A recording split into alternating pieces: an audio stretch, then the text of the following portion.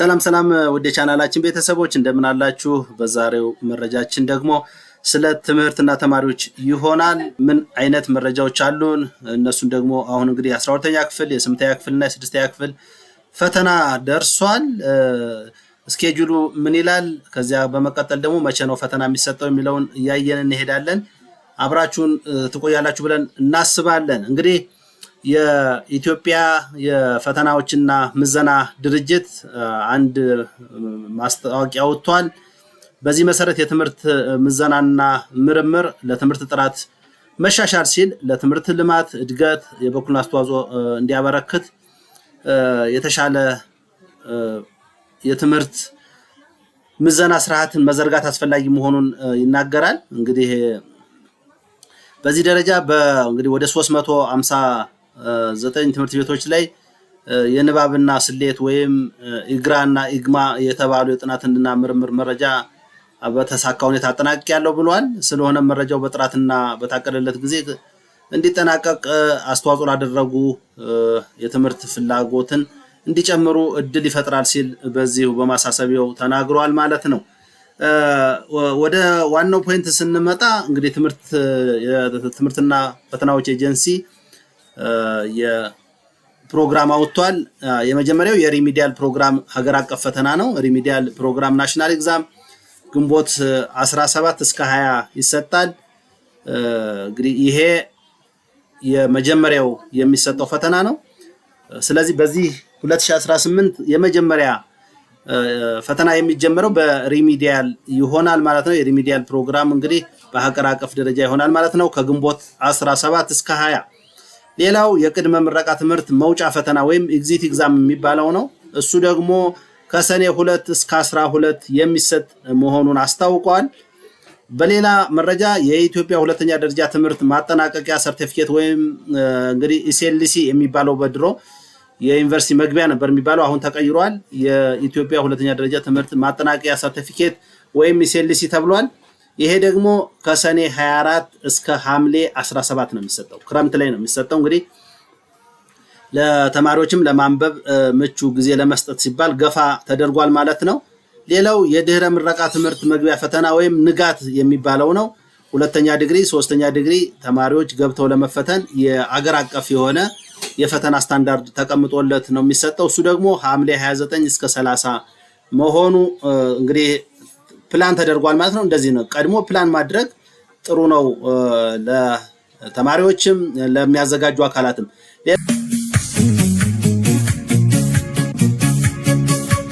ሌላው የመሰረታዊ የንባብና የስሌት ክህሎት ምዘና የሚባል አለ። ወይም ኢግራ እና ኢግማ የሚባል ስሌት አለ። ወይም ጥናትና ምርምር መረጃ የመሰብሰብ ስራ ተሰርቷል። እሱ ደግሞ የሚካሄደው ከሚያዝያ 26 እስከ ግንቦት 7 ነው። ይሄው እንግዲህ ኦልሞስት ይሄ ተሰጥቶ አልቋል ተብሏል። እንግዲህ ይሄ ፕሮግራሙ ይሄ ነበር የሚለው ግን ይሄ ሰሞኑን የተሰጠ መሆኑን በ359 ትምህርት ቤቶች ይሄ ስራ የተሰራ መሆኑ የንባብና የስሌት ወይም ኢግራ እና ኢግማ ጥናትና ምርምር መረጃ በተሳካ ሁኔታ ተሰብስቦ ተጠናቋል ብሏል። እንግዲህ የፈተናዎችና መረጃ ኤጀንሲ የጥናት ውጤቱን እንግዲህ መሰረት በማድረግ ተተንትኖ ግኝቶቹ ደግሞ ምክረ ሀሳቦቹ ተለይተው ለባለድርሻ አካላት ይቀርባሉ ሲል አስታውቋል ማለት ነው። የ12ኛ ክፍል እንግዲህ ሀገር አቀፍ ተፈታኞች ፈተና የሚለማመዱበት አድራሻቸው ይፋ ተደርጓል። በዚህ መሰረት የ2018 በጀት ዓመት ከግንቦት 7 ጀምሮ ከጠዋቱ 3 ሰዓት እስከሚፈተኑ ድረስ መለማመድ ይችላሉ ተብሏል። እንግዲህ ተፈታኞች አድሚሽን ካርድ ከትምህርት ቤታቸው ማግኘት ይችላሉ። በየጊዜው የተለያዩ የሚለማመዱባቸውን ፈተናዎች በተከታታይ የሚሰጥ መሆኑን ያ ከዚህ በፊትም ሞዴል ኤግዛም እየተባለ ይሰጥ የነበረው አሁንም እሱ እንደሚሰጥ እንግዲህ ተነግሯል ማለት ነው። በዚህ መሰረት exam1.internet.edu.et ኦሮሚያ ለሚሰጡ exam2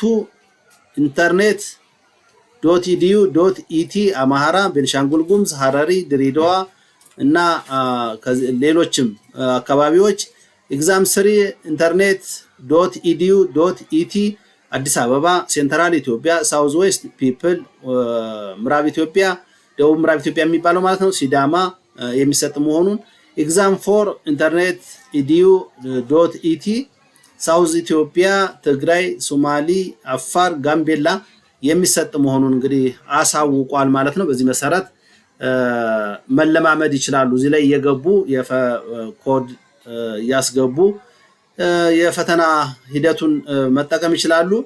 እንግዲህ እንደተነገረው ለጊዜው በሁሉም ተፈታኞች በተደለደሉበት ክልል ወይም ከተማ አስተዳደር ቲዩ ባለው ማስፈንጠሪያ በመጠቀም ነው የሚለው ዩዘር ኔም በሚለው ላይ የፈተና አድራሻ ወይም መግቢያ ካርድ ላይ ያለውን አድሚሽን ቁጥር የተሰጣቸው አድሚሽን ቁጥር አለ በማስገባትና እንግዲህ ፓስወርድ በሚለው ላይ 1 2 3 በማስገባት በዲስክቶፕ ሊሆን ይችላል፣ በላፕቶፕ ኮምፒውተር ሊሆን ይችላል፣ በታብሌት በስልክና በመሰል ኤሌክትሮኒክስ መሳሪያዎች አማራጭ በመጠቀም ከግንቦት 7 ጀምራችሁ ልምምድ እንድታደርጉ ተብላችኋል። እንግዲህ የተወሰኑ ፈተናዎች እዚያ ይኖራሉ። እነሱን እንግዲህ እየተፈተኑ ሞዴል ፈተናዎችን መከታተል እንደሚቻል ነው ትምህርትና ምዘና ኤጀንሲ ያስታወቀው ማለት ነው። ስለዚህ ከዚህ አንፃር የዘንድሮ የፈተና ፕሮግራም ይህንን ይመስላል ማለት ነው። ሌሎች መረጃዎች ሲኖሩን ደግሞ በፍጥነት ወደ እናንተ የምናደርስ ይሆናል። ለዛሬው የተማሪዎችና የትምህርት ዓመት 2018ን በጀት ዓመት መሰረት በማድረግ ይህንን መረጃ ወደ እናንተ ማስተላለፍ ችለናል። ስለነበረን ቆይታ እናመሰግናለን። መልካም የፈተና ጊዜ እንዲሆንላችሁ ለ12ኛ ክፍል ለሪሚዲያል ተማሪዎች እንዲሁም ሌሎች የ8ም የ7ም የ6ም ሚኒስትሪ ተፈታኞች መልካም የፈተና ጊዜ እንዲሆንላችሁ ከወዲሁ እንመኛለን።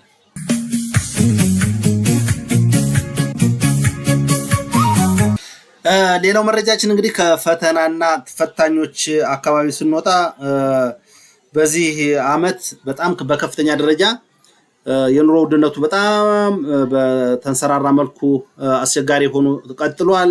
ለዚህ ደግሞ የመንግስትም የግልም የተቀጠሩ ሰራተኞች፣ ፕሮፌሽናል ባለሙያዎች፣ አካዳሚክ ባለሙያዎች፣ የዩኒቨርሲቲ መምህራን ጭምር እጅግ በኑሮ እየተፈተኑ እንደሆነ ተነግሯል።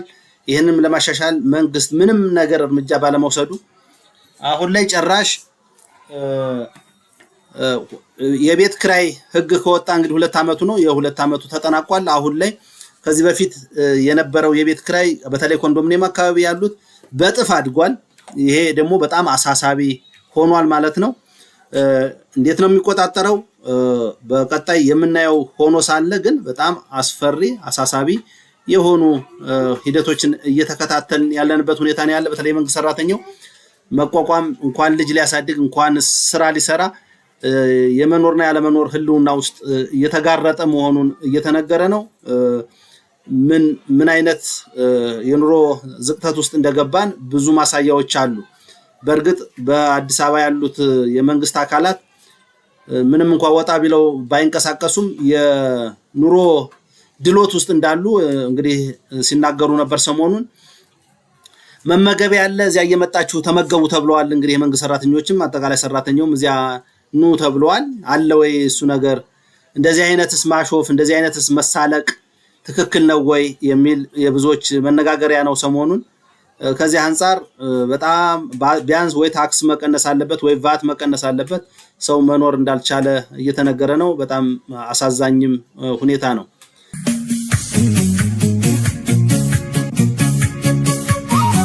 መረጃ እንግዲህ የኮንዶሚኒየም ቤቶች መረጃ ሰሞኑን እያስተላለፍን እንገኛለን። በእነዚህ መረጃዎች እንግዲህ በተለይ የ1997 ሙሉ በሙሉ 100% ማለት ይቻላል በዚህ ዓመት እጣ እንደሚወጣላቸው ተነግሯል። እስካሁን እስከ 25000 ቤቶች አካባቢ ተጠናቀው ለእጣ ዝግጁ መሆናቸው እየተነገረ ነው። እስከ ግንቦት 20 እጣ እንደሚወጣና በተለይ ለ1997 ቅድሚያ እንደሚሰጥ ከከተማ አስተዳደር ያገኘናቸው መረጃዎች አሉ። መቼ ነው የሚሰጠው የሚለውን አሁንም ግልጽ ማድረግ አልተቻለም። የተወሰኑ መረጃዎችን ለማጣራት ሙከራ አድርገን ነበር፣ ግን አሁንም ግንቦት 10፣ ግንቦት 15፣ ግንቦት 20 መቼ ነው የሚሰጠው የሚለውን እርግጠኛ በሆነ መልኩ ማግኘት አልተቻለም። መረጃው በአብዛኛው በአርቲፊሻል ኢንተለጀንስ ኢንስቲትዩት እና በኢንሳ በኩል ወይም በኢትዮጵያ የደህንነትና መረጃ ኤጀንሲ በኩል እንደተያዘ ነው የተነገረው። ለዚህም እጣ ማውጫ የበለጸገው ሶፍትዌርም ዝግጁ እንደሆነ ከባንክ የቆጣቢዎች መረጃ ሙሉ በሙሉ እንደተሰበሰበና ማነው ንቁ ማነው ዲአክቲቭ ሆኖ ያለ የሚለውን የመለየት ስራ መሰራቱን እንግዲህ መረጃዎች ያሳያሉ ማለት ነው።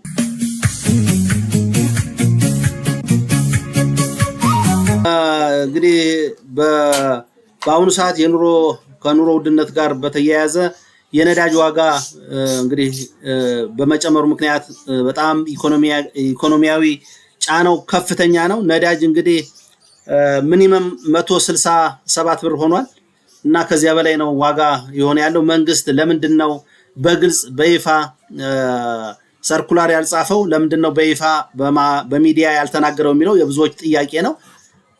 ለማደያዎቹ ግን ተናግሯል። ዋጋ ወጥቶ ሰጥቷቸዋል። ስለዚህ በዚያ መሰረት ገበያ ላይ እየተሸጠ ያለ ዋጋ አይተናል። እስከ 320 ብር ድረስ እየተሸጠ ነው ነዳጅ። ነገር ግን መንግስት በይፋ የነዳጅ ዋጋ ማውጣት ባይችልም በተግባር ግን ዋጋ ወጥቶ እየተሸጠ መሆኑን ለማደያ ባለቤቶች ይሄ መረጃ ተሰጥቷቸዋል። ግን መንግስት በራሱ ማረጋገጥ ወይም ማሳወቅ ያልፈለገበት የራሱ ምክንያት አለው።